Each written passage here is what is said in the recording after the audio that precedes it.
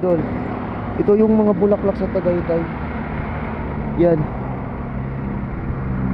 Yung mga bulaklak. Ang gaganda. Yung mga mahilig sa mga bulaklak. Yan, dito lang yan sa Tagaytay. Ang gaganda.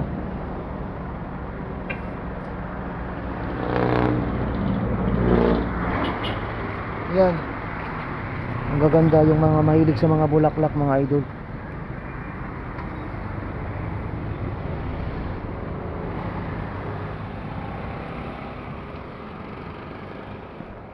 Yan, mahilig sa mga bulaklak.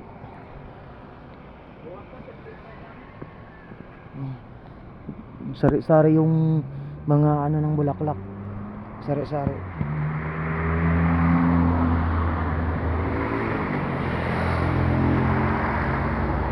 Ang ganda. Lahat dito makikita mo dito.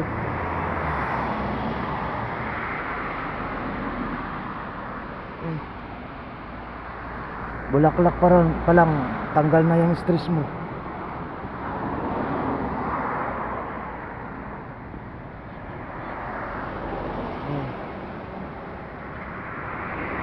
Dadami, ang gaganda. Mura lang yata ito. Yan. Kakaibang bulaklak.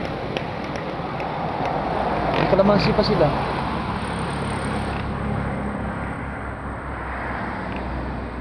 Ayan. Yung mahilig sa mga ganyan, punta ka sa Tagaytay, nandito lang sa tabi ng kalsada.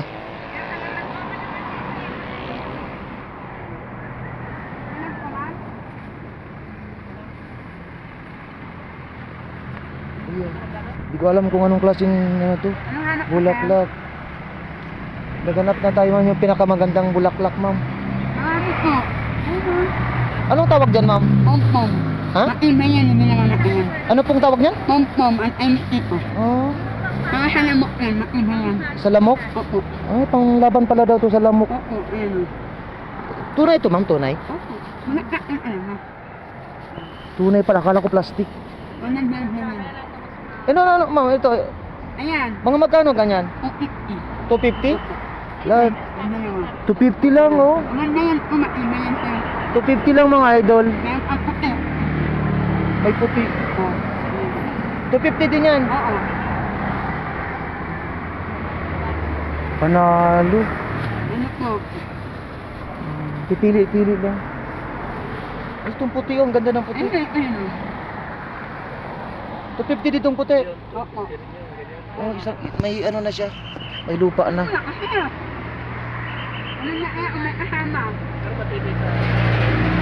Ang gaganda dito. Tagaytay, malapit sa palengke.